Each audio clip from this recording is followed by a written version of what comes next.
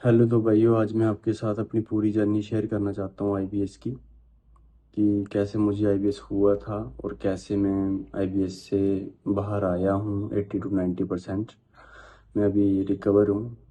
पहले जो मेरे हालात थे काफ़ी बुरे थे, अब मैं काफ़ी ठीक हूँ। और मैं आपके साथ अपनी पूरी जर्नी शेयर करना चाहता हूँ। मेरी वीडियो को ज़्यादा से ज़्यादा शेयर करें ताकि और लोगों की भी मदद हो पाए, ताकि जो कोई वैसी ऐसी सिचुएशन में कोई फंसा हो तो वो निकल पाए इस चीज़ से। तो एक्चुअली में हुआ क्या था कि मुझे स्टार्टिंग में मानसून में ये दिक्कत स्टार्ट हुई थी। डिप्रेशन तो मुझे काफ़ी टाइम पहले का था, एनजाइटी टाइप का ना डिप्रेशन होता है, स्ट्रेस मान के चलो डिप्रेशन। अब मुझे नहीं पता डिप्रेशन क्या है, एनजाइटी क्या, स्ट्रेस क्या है। पर ये था कि मैं सोचता रहता था, ओवर थिंकिंग में कोई पिछले 4-5 साल से कर ही रहा था लगातार। मतलब सोचते रहना, मतलब खोए खोए रहना, अपने मस्त रहना, किसी से बात नहीं करना। तो लोग बोलते थे कि मैं खड़ूस हूँ, ये हूँ वो हूँ, किसी से बात नहीं करता हूँ। तो मतलब मैं अपने खोया रहता था दुनिया में, बहुत कम बात करता था। कभी कभी मूड अच्छा होता था तो अच्छी बात भी करता था लोगों से, और कभी कभी नहीं भी करता था। पिछले 4-5 साल से ये पार्ट मेरी लाइफ में चल ही रहा है लगातार। ये एक चीज़ तो है ही है, डन हो गई। उसके बाद फिर क्या हुआ, मुझे मानसून आए, मानसून में मुझे लगे लूज मोशन लगी। उसके बाद मैं गया डॉक्टर के पास, डॉक्टर ने गैस्ट्रो डॉक्टर के पास, गैस्ट्रो डॉक्टर ने मेरे को बोला कि आपका ऐसा है कि आप दवाई खाओ ठीक हो जाओगे। उन्होंने दवाई दी, मैंने खाई। तो 10-15 दिन का कोर्स था, पर मैं ठीक नहीं हुआ उससे। उससे मेरे को फ़र्क नहीं लगा। तो जब उससे फ़र्क नहीं लगा तो फिर मैं अपने गवर्नमेंट हॉस्पिटल चला गया। इधर कटरा माता वैष्णो के पास पड़ता है जो कटरा गवर्नमेंट हॉस्पिटल, वहाँ चला गया। वहाँ पे मैंने अल्ट्रासाउंड करवाया, और अल्ट्रासाउंड करवाते ही उन्होंने बोला कि आपको फैटी लीवर है, ग्रेड 1 था शायद उस टाइम। हाँ, ग्रेड 1 है आपको। तो मैंने क्या करा कि यूट्यूब पे देखना स्टार्ट कर दिया, फैटी लीवर ग्रेड 1 कैसे ठीक करें, इसको कैसे रिवर्स करते हैं, ये ठीक कैसे होता है, ये वो, मतलब इसके बारे में इंक्वायरी करना स्टार्ट कर दी। तो और ज़्यादा मैं मतलब फ़ोन के बीच में फंसा रहता था कि फैटी लीवर को ठीक कैसे करें, ये ठीक कैसे होगा, या कौन सी प्रॉब्लम होती है। पर सभी बोलते थे कि रिवर्स हो जाता है, कोई वैसी कोई प्रॉब्लम नहीं होती है ग्रेड 1 की। उसके बाद मैं आ गया जम्मू फिर से। तो फिर जम्मू जब आया तो मेरी हालत बड़ी ज़्यादा ख़राब हो गई। उसके बाद कुछ टाइम के बाद, कोई 6-7 महीने के बाद, इतनी ज़्यादा ख़राब हो गई कि मेरा वेट 80 kg था जिस टाइम मैं ठीक था। और 1.5 साल के अंदर अंदर मेरा वेट हो गया था कोई 48 kg। तो इसका मेरे पास शायद फ़ोटो हो ना हो, मैं मेंशन कर दूंगा अगर मुझे मिल गया तो 48 kg मेरा वेट रह गया था जब मैं जम्मू आया। तो मतलब 1-1.5 साल के अंदर टाइम लगा इस वेट कम होने में, पर इतना कम हो गया था मेरा वेट। उसके बाद फिर मैं पड़ गया जी आयुर्वेदिक के चक्कर में। आयुर्वेदिक पिता पतंजलि वालों की पता नहीं अष्टवस्टी बट्टी क्या कौन सी बट्टी वो लेने लगा। और और भी जो मुझे आयुर्वेदिक ऐसे ऐड आती थी मेरे फ़ोन में, मैं ऑर्डर कर लेता था, खा लेता था, पर कुछ भी फ़र्क नहीं लग रहा था उन चीज़ों से। मतलब ये है कि जितनी देर खा रहा हूँ उतनी देर आराम है, जिस दिन मिस करी उस दिन फिर से वही सिम्टम। मतलब कि ट्रस्ट नहीं था कि ठीक हो पाता है इससे कि या नहीं हो पाता है, क्योंकि मुझे किसी ने बताया ही नहीं था कि आईबीएस से बंदा आयुर्वेदिक से निकल पाता है या नहीं निकल पाता है। सब बोल रहे थे कि ऐसा ही है वैसा ही है। जो मैंने ठीक है, मैंने करता रहा। फिर मैं गया, मेरे पास फाइलें हो गई थी कोई इतनी सारी इकट्ठा। तो हर टेस्ट में करवाता था अपने पास रख लेता था, जो कुछ भी करवाना अपने पास रख लेना। तो फाइलें हो गई थी काफ़ी सारी। फिर मैं जब जम्मू में आया तो मैंने नेट पे देखा कि एक और गैस्ट्रो को दिखा दो। फिर मैं गैस्ट्रो के पास गया, उन्होंने मेरा ब्रीथ टेस्ट लिया। हाँ, ऑक्सीजन का होता है, अमोनिया ब्रीथ टेस्ट। उसमें मुझे डॉक्टर बोलता है कि आपको पॉजिटिव आया है आपका ब्रीथ टेस्ट, तो आपको इन्फेक्शन है पेट में बहुत ज़्यादा, तो आप ये वाली दवाई खाओ, आप ठीक हो जाओगे। तो मुझे उन्होंने दवाई दी, महीने की दवाई मतलब दी उन्होंने। तो मैंने मंथ की एक साथ ही ले ली। 1 मंथ खाई, मुझे उससे 1% भी आराम नहीं मिला। 1% भी आराम नहीं मिला। और वही दवाई उठाई मैंने और वही टेस्ट उठाया, और जाके मैं सीधा चला गया कटरा हॉस्पिटल गवर्नमेंट, फिर से जो कटरा माता वैष्णो हॉस्पिटल है वहाँ पे चला गया। तो वहाँ पे गया, जब मैंने वो वाले टेस्ट अपने वहाँ पे दिखाए, और मैडम बोलती कि ये तो इस चीज़ की दवाई ही नहीं है, ये तो ऐसे आपको मतलब थोड़ा एंटी एसिड की दवाई, मतलब कुछ भी अब डॉक्टर को पता होता है। डॉक्टर ने बोला कि ये इस चीज़ की दवाई नहीं है। वो प्राइवेट डॉक्टर बैठता था उधर कटा हॉस्पिटल में, एक अच्छे मैडम बैठते हैं, उन्होंने मुझे बताया ये चीज़ें। तो बोलते हैं ठीक है। तो उसके बाद फिर उन्होंने दी मेरे को 14 दिन की मेडिसिन दी कि आप फिर से आना 14 दिन के बाद। जब उन्होंने टेस्ट किया था उसमें उनको शायद डॉक्टर को पता था अमोनिया ब्री टेस्ट में वही एच पॉलिट्री आती है, पर मेरे को इस डॉक्टर ने बताया नहीं था। उन्होंने भी नहीं बताया कि एच पॉलिट्री कुछ वैसा है। उन्होंने बस मेरे को 14 दिन की मेडिसिन दी कॉपी करके, और उन्होंने बोला ये दवाई आप ले लो और खाना आप इससे फिर आना 14 दिन के बाद। मैंने वो ट्रीटमेंट लिया और खाया, करा वो ट्रीटमेंट। उस वो दवाई जितनी देर मैंने खाई मैं ठीक था। जैसे ही मैंने कोई 5-6 दिन हुए दवाई छोड़े हुए, मुझे फिर से सिम्टम वापस आने स्टार्ट हो गए। मतलब फिर से मुझे लूज मोशन स्टार्ट हो गए। मैं फिर जम्मू आया, फिर मैंने फ़ोन करा घर पे कि ऐसे ऐसे बात है, तो मैं ठीक नहीं हो पा रहा हूँ। तो मेरे घर वाले भी परेशान थे। मैं खुद ही काम करता था और खुद ही घर भी चलाता था, सारा कुछ मैं खुद ही करता हूँ। तो ना कोई इंश्योरेंस ना कुछ कि मैं इतना पैसा लगा सकूँ डॉक्टरों के पास। जो सैलरी आती थी उसी में से वही सैलरी मैं डॉक्टरों के पास ही लगा देता था। यही है कि जो मेरी सैलरी आती थी वो डॉक्टर के पास ही लग जाती थी। और सैलून लाइन में कितना ही काम होता है, ज़्यादा से ज़्यादा 15-18-20 हज़ार सैलरी मिलती है, इसमें कहाँ ही मिलता है इतना।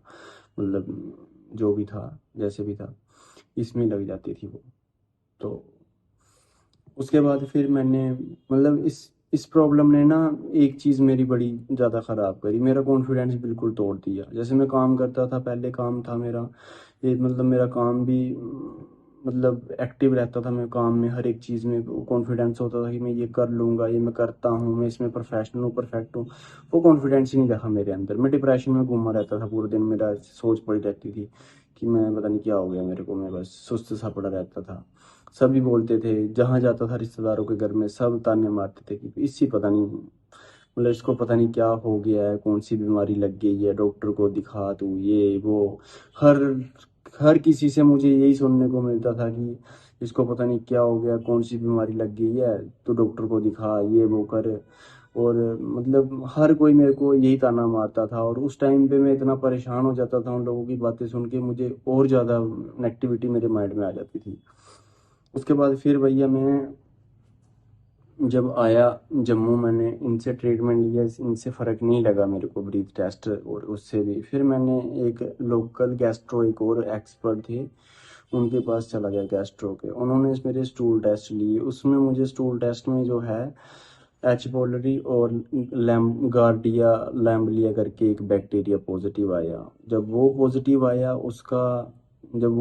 आया उसका ट्रीटमेंट मेरा 14 दिन का एक चला, 4 दिन की एक मेडिसिन चली, और उसके बाद 7 दिन की एक और चली, और 7 दिन की एक और मेडिसिन चली जब। तो उससे क्या हुआ कि अब पता नहीं, अब उससे मेरे को ना ज़्यादा मतलब लूज मोशन स्टार्ट हो गए। तब से मुझे ऐसे लगा कि ज़्यादा ही मेरे साथ हो रहा है ये चीज़ें। मतलब उसके उस वो ट्रीटमेंट लिया मैंने, जब तक ले रहा था तब तक ठीक था। जब मैंने वो ट्रीटमेंट छोड़ा, खाली मतलब 1-2 दवाई ले रहा हूँ, जैसे प्रोबायोटिक और क्लासपैक्स करके दी थी, और एक गैस वाला कैप्सूल और एक पीने वाली थी, ये ले रहा था तो ठीक था। और जैसे ही मैंने मेन दवाई मतलब कि छोड़ना, धीरे धीरे कम करना स्टार्ट करा, फिर से मेरी बड़ी बुरी हालत स्टार्ट हो गई। खाली लूज मोशन और कॉन्स्टिपेशन, मतलब मुझे कॉन्स्टिपेशन भी बड़ा होता था, लूज मोशन भी बड़ा होता था। मतलब ऐसे लग रहा था कभी मिक्स हो रहा है, कभी कुछ हो रहा है। एक बीच में 6 मंथ के लिए मैं ऑटोमेटिकली खुद ही ठीक हो गया। उसके बाद फिर से वही हालत हो गई मेरी। उसके बाद फिर फ़र्क नहीं पड़ा, फिर मैं गया नारायणा हॉस्पिटल, वैष्णो देवी नारायणा हॉस्पिटल है इधर हमारे घर के पास, वहाँ गया।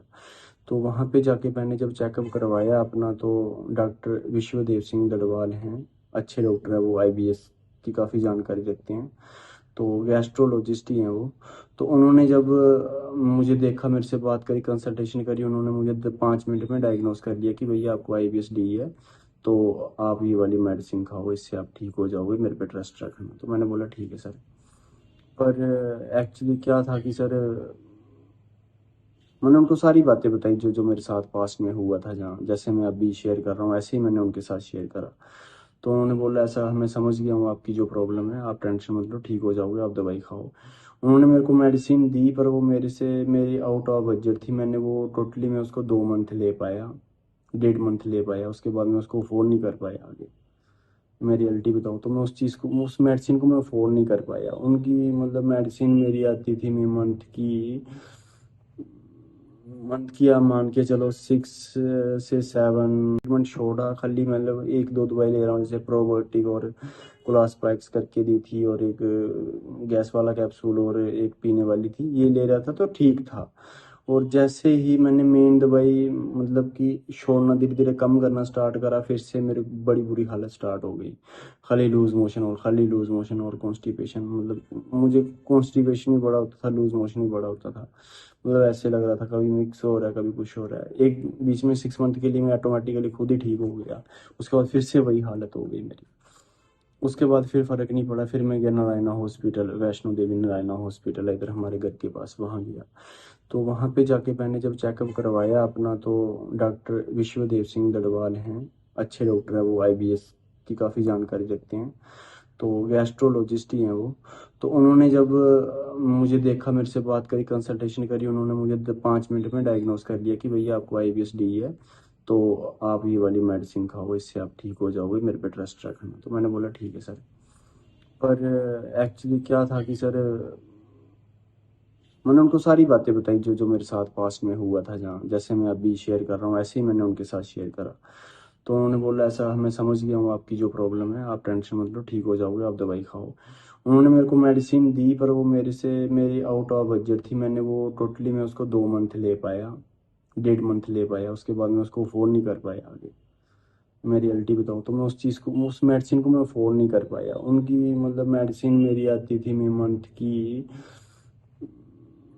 की आप मान के चलो 6 से 7 थाउजेंड की मेडिसिन आनी है, 6-7 हज़ार की मेडिसिन आनी है, और 2 बार कंसल्टेशन 1000 उसका लगना है। तो इतने में मेरे मेरे बजट से वो बाहर था, तो मैंने उसको स्टॉप ही कर दिया बीच में कि मैं नहीं ले सकता हूँ। फ़र्क तो पड़ रहा था, मुझे रिलीफ तो आ रहा था थोड़ा बहुत, पर मैं उसको नहीं अफोर्ड नहीं कर पाया। इतनी महंगी दवाई या इतना महंगा ट्रीटमेंट मेरे बस से बाहर था। फिर मैं परेशान हो गया, फिर मैं रूम पे आया। जब मेरे को मतलब मैंने दवाई खाता था, तो मेरे माइंड में इतने ज़्यादा नेगेटिव थॉट आते थे कि मैं सुसाइड कर लूँ, मतलब मुझे क्या हो गया, भगवान मुझे मौत दे दे, इससे अच्छा ये वो, ऐसे ऐसे थॉट आते थे।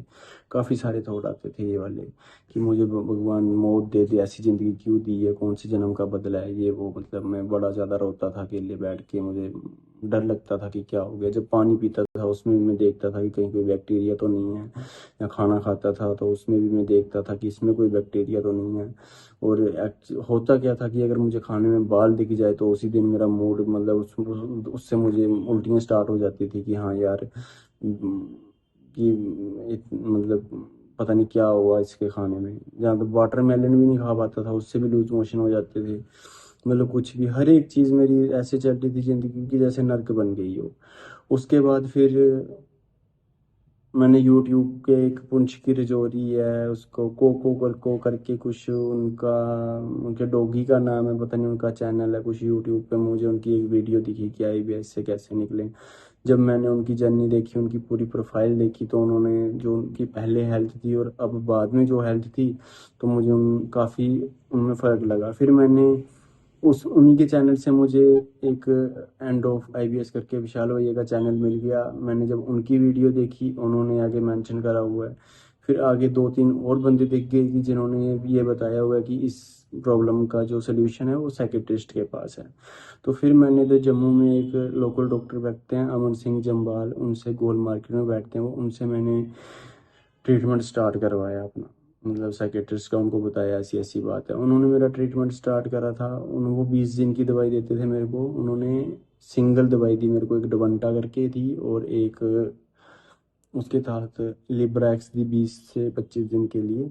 तो ये दवाइयाँ उन्होंने स्टार्टिंग में चलाई, उसके बाद लिब्रैक्स भी बंद कर दी, और सिर्फ डबंटा पे मुझे उन्होंने एक ही सिंगल मेडिसिन पे, और इसी मेडिसिन पे रखा, सुबह शाम खानी है, और उसके साथ थोड़ा बहुत जो उनकी अपनी मेडिसिन होती हैं बस वही उन्होंने एक लैक्टोज था, तो एक दो मेडिसिन और थी उसके साथ, जैसे जो घबराहट वाली होती है, एनजाइटी वाली, मतलब बहुत ही ज़्यादा घबराहट हो तो उसके लिए खानी होती है वो। ये 2 मेडिसिन उन्होंने दी। और उस टाइम पे मैं इतना मतलब वीक होता था कि ऐसे ऐसे बिल्कुल भी किसी से बात करने में भी मुझे डर लगता था। और जब मैंने इनकी दवाई खाई, इससे मेरे को मतलब उस चीज़ से मैं डर से निकल गया, इनकी दवाई से ना मुझे डर खत्म हो गया मेरे अंदर बिल्कुल। और मेरे में एक नया कॉन्फिडेंस आ गया कि अब मैं इस प्रॉब्लम से निकल चुका हूँ। और जैसे ही मैंने इनकी दवाई धीरे धीरे बंद करी, मुझे फिर से डायरिया स्टार्ट हो गया। तो फिर मैं इनके पास नहीं गया, क्योंकि मुझे ऐसा मतलब मेरा मन ही नहीं करा। मैंने 6 से 7 महीने कोर्स करा और मुझे फिर से जब डायरिया ट्रिगर हुआ तो मैं फिर नहीं गया इनके पास। फिर मैंने गोल मार्केट मतलब अपनी जम्मू में सर्च करा साइकेट्रिस्ट डॉक्टर, तो फिर मुझे गोल मार्केट में डॉक्टर मनमीत सिंह करके एक डॉक्टर हैं गैस्ट्रो मतलब साइकेट्रिस्ट, उनका अच्छा लगा, उनको एक्सपीरियंस 20-22 साल का था, तो मैं उनके पास चला गया। पर इतना है कि मुझे एनजाइटी डिप्रेशन से मैं निकल चुका था इस टाइम पे, 80-90% में रिकवर था उनकी दवाई से। मुझे अमन की दवा, तो फिर मैंने डॉक्टर मनमीत सिंह से ट्रीटमेंट स्टार्ट करवाया। उन्होंने मेरा जो कॉम्बिनेशन बनाया मेरे हिसाब से बनाया IBSD का, और उन्होंने मुझे 3 से 4 मेडिसिन दी हैं पर डे खाने के लिए। अब मुझे उनकी मेडिसिन खाते हुए 3 से 4 मंथ हुए हैं, मतलब 6 मंथ मैंने डॉक्टर उनकी खाई है और 3-4 मंथ इनके हो गए हैं मेडिसिन खाते हुए। और मुझे अब 70 to 80% रिलीफ है और मैं काफ़ी रिकवर हो गया हूँ। मुझे बार बार वॉशरूम नहीं जाना पड़ता, बार बार सोचना नहीं पड़ता किसी चीज़ के लिए, अपने काम में कॉन्फिडेंस रहता है, बात करने का भी हर किसी से मन करता है, घुटन महसूस नहीं होती है। तो ये सब चीज़ों में मुझे अब रिलीफ है। कभी कभी ब्लोटिंग होती है, बिल्कुल हल्की हल्की होती है, पर मैं आपको बताऊँ तो 80-90% रिकवर हूँ। और मैं इसको कंटिन्यू रखूँगा जब तक ठीक नहीं हो जाता, बिल्कुल निकल नहीं जाता इससे। अगर मुझे ज़रूरत पड़ी तो मैं डॉक्टर अगर 6 मंथ में इनको भी दूंगा मेडिसिन को, और अगर मुझे लगा नीड की नहीं निकाल पा रहे हैं तो फिर मैं डॉक्टर किसी बाहर के जो डॉक्टर हैं, डॉक्टर सुमित उपाध्याय जी या डॉक्टर नीलेश जी, इनसे भी एक बार कंसल्टेशन करूंगा।